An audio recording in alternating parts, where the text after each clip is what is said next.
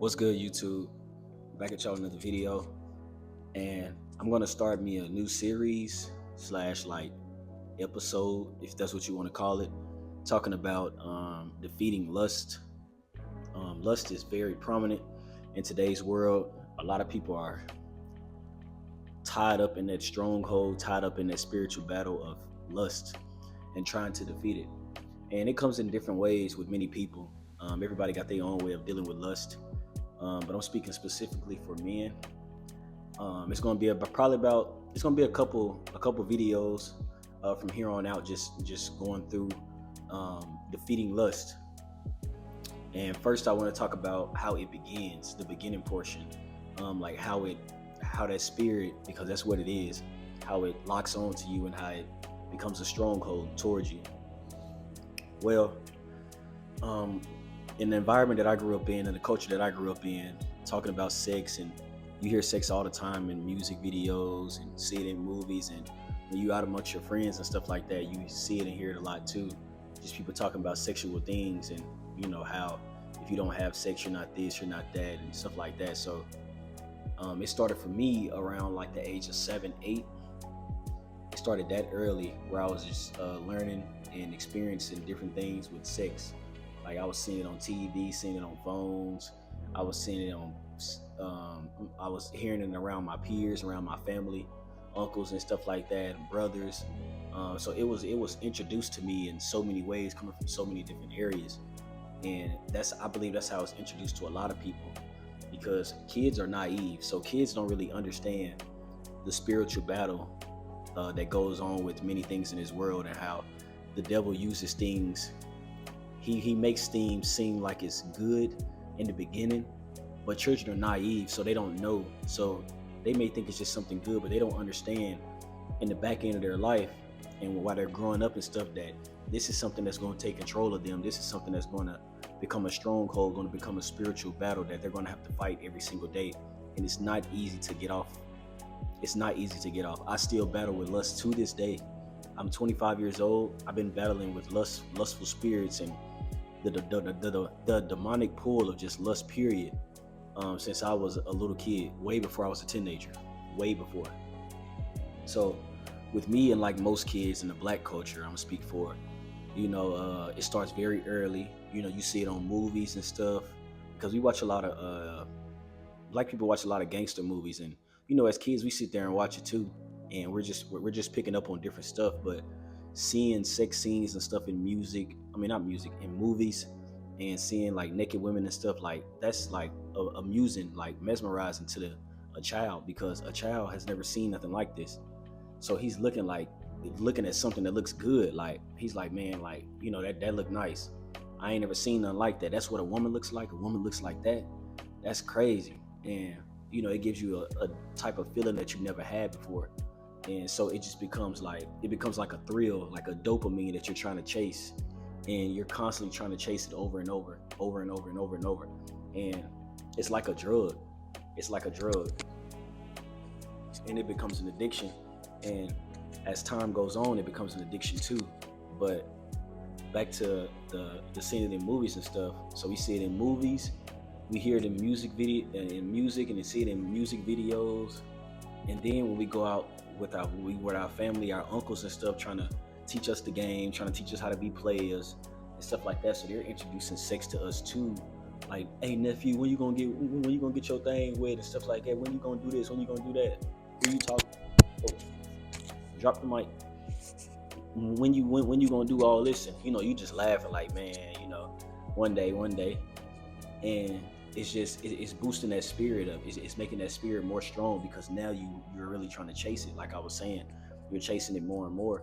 And once you hear from your family, your uncles and brothers and stuff, you seeing your big brothers have sex with women, and they making it seem so fun. They making it seem so interesting. Now you want it. You like, man, when is my time gonna come? And then you go out and see it in front of your friends. Your friends start showing you different things like pornography on phones. Then you start learning about masturbation and stuff like that. So it's so many things, and the spirit is attacking you from so many different ways, to where you have nowhere to run. You have nowhere to run. And children are not that strong. Children are not strong enough to defeat spiritual battles, especially something that strong. And they're also just too naive to understand what's going on. They think it's a good thing. They think it's a good thing, and they want it. They want that good thing, and that's what the devil does. The devil makes everything that's not righteous, everything that's sinful, he makes that seem like it's good. And you see it today in this world with many things, not just the topic of the video. You see it everywhere in the world, how the devil makes everything seem good.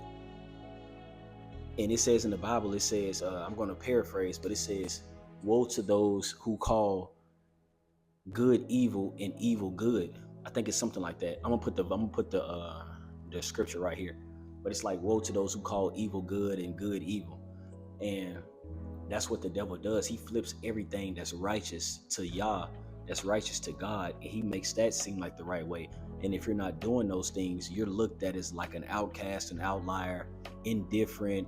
You may be called lame, weird, anything. And as time goes on, like, you're steady more chasing the feeling. Now you want, like, after you're masturbating and stuff like that and watching pornography, you want to get the real feeling. And now you're chasing the real feeling. And these things were happening. Like, people in the environment I grew up in were having sex in elementary, having sex in middle school, way before they was even hitting puberty. So if you wasn't doing that, you was looked at as a lame, you was looked at as weird, nerd, all type of stuff. So as a child, you don't want to feel left out. You don't want to feel like you're weird in certain aspects of like life or around your friends. Now, some things, okay, you call me weird for that, I don't really care. But in that situation, especially somebody who black, and I grew up around people who grew up in the streets, like that's how we grew up. So you really trying to, like, you ain't trying to be too different, But with me, like, it just became something where it's like, I finally ended up having sex around like the age of 14. I think it was like my 7th or 8th grade year. And the first person I told was my homie Tyler. Shout out my boy Tyler too, man. I miss my dog, bro. I hope everything going well with him, man. He fighting the case right now. And, he trying to come back home. But shout out my boy, man. That was my dog, bro. I miss him, bro. But I ended up telling him, and it was just like a happy feeling I had. It was just like, man, I felt like I accomplished something in life. Not knowing, bro, this is just the beginning of something that's gonna be so wicked, and it's gonna tear down your life completely. This is just the beginning, bro. You don't even understand what's finna transpire, bro. You don't. And I'm just happy. I'm just telling my homies and stuff. Now I'm feeling like a man. I'm feeling like, bro, like, you can't tell me nothing. Like, I done did it now, bro. Like, I done did it now. And then after that, it's just like, bro, it's like the spirit becomes stronger, and you start chasing it more and more and more and more. You continuously start chasing it. And it gets to a point you can't control it, especially as a child, because you don't really know what's going on. You're like, why do I just want to have sex so much? Why do I just want to watch porn or masturbate so much? You don't understand it. You don't understand, and you're just like, okay, I got to get this feeling. It's like, it's a drug, bro. It's a drug.